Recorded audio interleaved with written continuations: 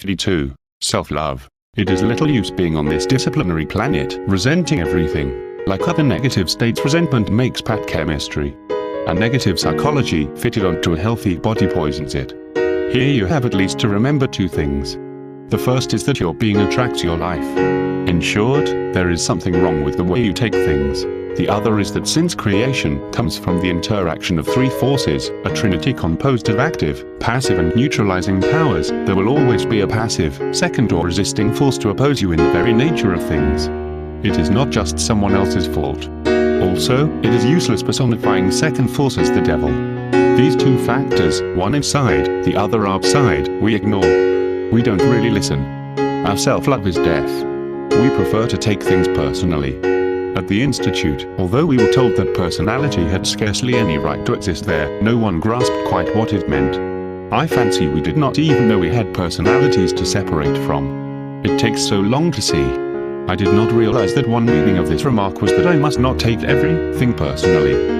If I had known and practiced absence from resentment instead of a sort of tolerant, weary, British patience, concealing my resentments, I would have understood some practical things earlier. Instead I made a point of shaving, however unearthly the hour we had to be up at, because, of course, one had to keep up appearances. I was not separating myself from personality, but the reverse. That is the worst of ideas. I was following pictures. Putting the matter in another way, I was following my self-love, not diminishing it. Moreover, at that time I was seeking the work mainly from self-love, expecting to become a magician with supernormal powers. Now I am not speaking of resentment that one does not show, but of the practice of absence from resentment, which is another matter. Politely concealing resentment does not change the underlying love of self. The practice of absence from resentment does. The work, with all its teachings, ideas and diagrams, seeks to transform the self-love. It is not enough to love oneself. One has got to love the work also. What on earth is this self-love? What is it like? How does it act? It is indeed difficult to grasp that as mechanical men and women we are based upon it. Let us try to find illustrations, approximations and definitions. We can say of it that it has endless disguises. It is a wolf in many sheep's clothing. In itself it resents injury. It hates being laughed at. It cannot laugh at itself.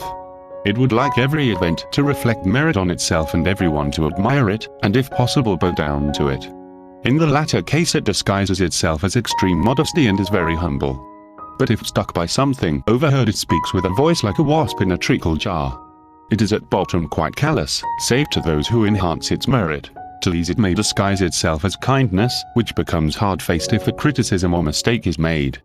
One may be assured that whatever the self-love does, it has its own interests in view. However you exclaim, you cannot believe it. Public buildings, munificent gifts, free libraries, benefit others, but enhance the donor's repute, which is the real object. What the motive appears to be, and what it is not the same just as it is with each of us. We should know all this in ourselves. One writer speaks of the self-love in these words: what is more restless at heart, more easily provoked, more violently enraged, than the love of self? And it is as often as it is not honored according to the vanity of its heart, or when anything does not succeed, according to its pleasure and desire. Now no one can see his self-love directly.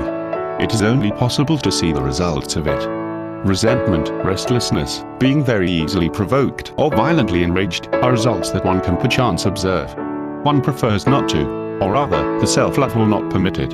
Again, all negative emotions are results of self-love, injured or dissatisfied. You know, all negative emotions led down to violence to the prehistoric man, the prehistoric woman.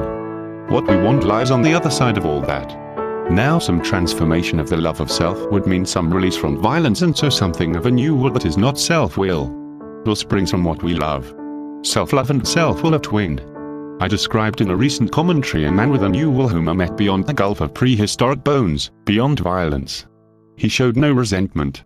His self-love must have been transformed perhaps into love of God, amor propre, into emeride or love of neighbor. But you can't have the latter without the former, it so happens. In any case, the point is that the basis of self-love makes us all unhappy. We all have this basis, and it is useless looking down on another and saying, thank God I have no self-love like that, for it is simply your self-love speaking once more in a thin disguise. Self-love, will, self-righteousness such as I keep all the commandments, these three make an ugly trio. Another kind of righteousness altogether is spoken of in the Gospels and in the work. It has nothing to do with the righteousness of the false personality, with meritoriousness, with reputation, with outward appearances, with audience, which have all to do with the love of self. Do you yet realize that you may do good and speak truth and practice sincerity and behave justly, all from the love of self, and all for the sake of reputation, appearance, honor or gain, and in yourself will nothing good and think absolutely nothing of truth? It is the person in yourself that the work seeks to change. This concealed inner man or woman is the subject for transformation, so that if all social and police fears and all external restraints were removed, it would not rush into every sort of evil that comes out of the self-love. Now life education is, or should be, an education of the self-love. One gets prizes. What else is there for schoolmasters to work on? It is both desirable and necessary. It is preferable to be among people who have an educated self-love than among doers. But, speaking paradoxically, although it is desirable and necessary, it stands in the way of the work. The work may find no point of entry, and the inner perception of its truth may never be experienced. Given force from another, it may enter the person, but the underlying self-love will keep on casting it out, and the deputy steward will scarcely be formed. The deputy steward puts war on it.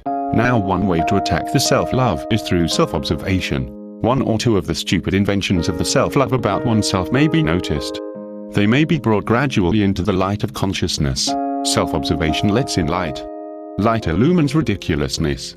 One laughs at oneself, and thus begins to injure one's own self-love.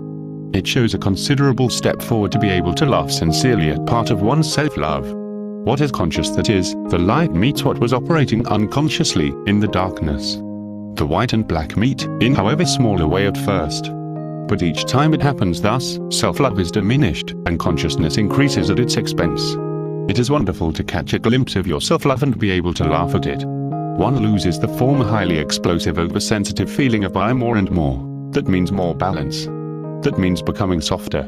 You may, by observing one clear aspect of your self-love over a long period, be given a full-sized photograph of it as it has run through your time body. But we have spoken of all that already. One word more.